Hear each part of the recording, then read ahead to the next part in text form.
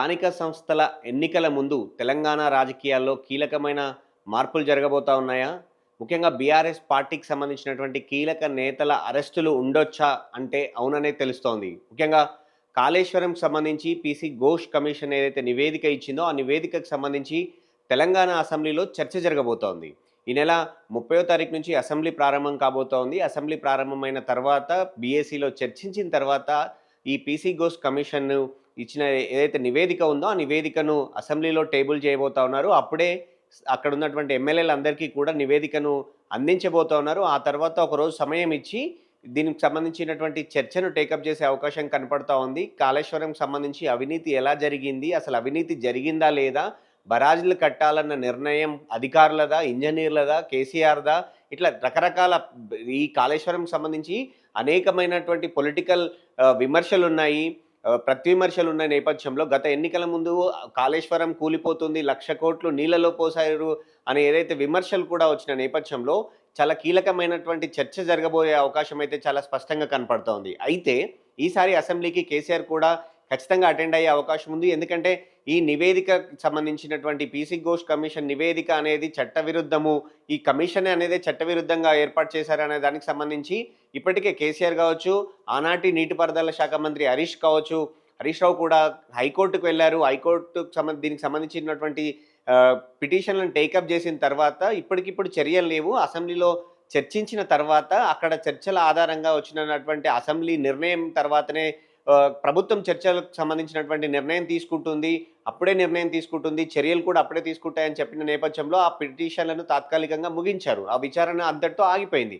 అయితే ఇప్పుడు ఈ పీసీ ఘోష్ కమిషన్ నివేదిక చర్చ తర్వాత అసెంబ్లీలో చర్చించిన తర్వాత ఖచ్చితంగా అరెస్టుల వరకు వెళ్లాల్సి ఉంటుంది అనైతే ప్రభుత్వం ప్రాథమికంగా భావిస్తున్నట్టుగా తెలుస్తోంది. ముఖ్యంగా కేసీఆర్, హరీష్లకు సంబంధించినటువంటి అరెస్టులు ఉండొచ్చు అనేటువంటిది ప్రభుత్వ వర్గాలు అంచనా వేస్తూ ఉన్నాయి. ఆఫ్ ద రికార్డ్‌లో చెప్పినప్పుడు ఉన్నటువంటి నివేదిక ఆధారంగా ప్రభుత్వ పెద్దలు మాట్లాడుతున్న మాటల ప్రకారం ఖచ్చితంగా అరెస్టుల వరకు వెళ్తాయి. ఇవి సీబీసీఐడీ వరకు వేస్తుందా? లేదంటే ప్రత్యేకంగా ఒక సిట్‌ని ఏర్పాటు చేసి దానికి సంబంధించినటువంటి ఈ కమిషన్ నివేదిక ఆధారంగా విచారణ జరుపుతారా?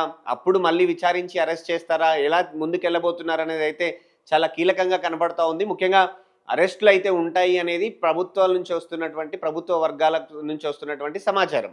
సో అరెస్టుల వరకు వెళ్ళాల్సిన అవకాశం ఉంటే ఖచ్చితంగా అసెంబ్లీలో దీనికి సంబంధించి పెద్ద యుద్ధమే జరగబోతుందని అయితే స్పష్టంగా మనం అర్థం చేసుకోవచ్చు. ఎందుకంటే అతి త్వరలో స్థానిక సంస్థల ఎన్నికలు కూడా నగారా మోగబోతా ఉంది. ఇప్పటికే పంచాయతీలకు సంబంధించినటువంటి కావచ్చు, ఎంపీటీసీ, జెడ్పీటీసీ ఎన్నికలకు సంబంధించినటువంటి ఎలక్షన్ ఏర్పాట్లలో అధికారులు నిమగ్నమైపోయారు. ఖచ్చితంగా సెప్టెంబర్ 30 లోపు ఎలక్షన్లు పూర్తి చేయాలని హైకోర్టు ప్రభుత్వానికి గడువు విధించినప్పటికీ, ఆ గడువు ఉన్నప్పటికీ ఇంకో 10 రోజులు అటు ఇటుగా పూర్తి చేయాలన్న ఉద్దేశంతో ప్రభుత్వం ఉంది.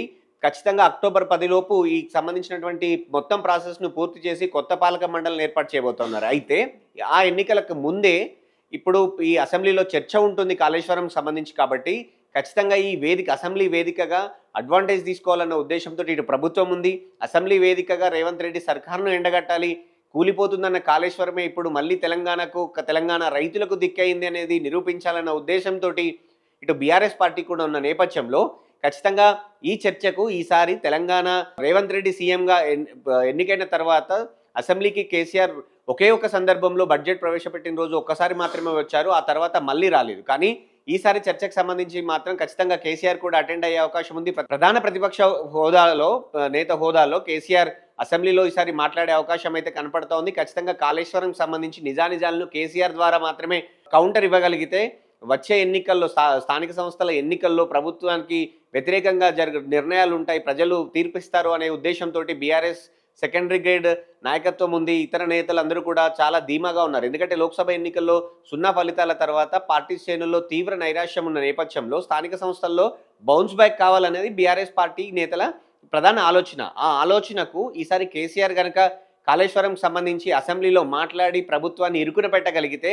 తమకు అడ్వాంటేజ్ అవుతుంది. పార్టీకి పునర్వైభవానికి స్థానిక సంస్థల నుంచే మళ్ళీ పునాదులు పడతాయనేది బీఆర్ఎస్ పార్టీ నేతలకు సంబంధించినటువంటి అంచనా. సో ఈ నేపథ్యంలో ఇటు కాళేశ్వరం సంబంధించి అరెస్టుల వరకు వెళ్లాలన్న ఉద్దేశంతో ఇటు ప్రభుత్వం ఉంది, ఇటు ఎలాగైనా ఇరుకున పెట్టాలన్న ఉద్దేశంతో బీఆర్ఎస్ పార్టీ కూడా ఉన్న నేపథ్యంలో ఈ కాళేశ్వరం సంబంధించినటువంటి అయితే చర్చ వాడివేడిగా సాగే అవకాశం ఉంది. అయితే ప్రభుత్వం కూడా ఈ విషయంలో చాలా తెలివిగా ఆలోచించి చర్చ చేపట్టిన తర్వాత ఎన్నికలకు వెళ్ళి, ఆ తర్వాత అరెస్ట్‌ల వరకు వెళ్ళే అవకాశం ఉంటుందని ప్రభుత్వానికి సంబంధించినటువంటి కావచ్చు, ఇటు మంత్రులకు సంబంధించినటువంటి కొంతమంది నేతలు వ్యాఖ్యానిస్తున్న పరిస్థితి కూడా కనపడుతోంది. సో, 2 వర్గాలు కాంగ్రెస్ పార్టీ ఇటువైపు నుంచి, బీఆర్ఎస్ పార్టీ ఇటువైపు నుంచి హోరాహోరీగా కాళేశ్వరం సంబంధించినటువంటి చర్చకు అయితే ముందుకు సాగే అవకాశం చాలా స్పష్టంగా కనపడుతోంది. అందుకే ప్రభుత్వం కూడా ముందుగా అయితే నివేదికనివ్వలేదు. అసెంబ్లీలో టేబుల్ చేసిన తర్వాత ఒకరోజు సమయం ఇచ్చి నెక్స్ట్ డే టేకప్ చేయడానికి, చర్చను టేకప్ చేయడానికైతే అవకాశాలు మెండుగా ఉన్నాయి.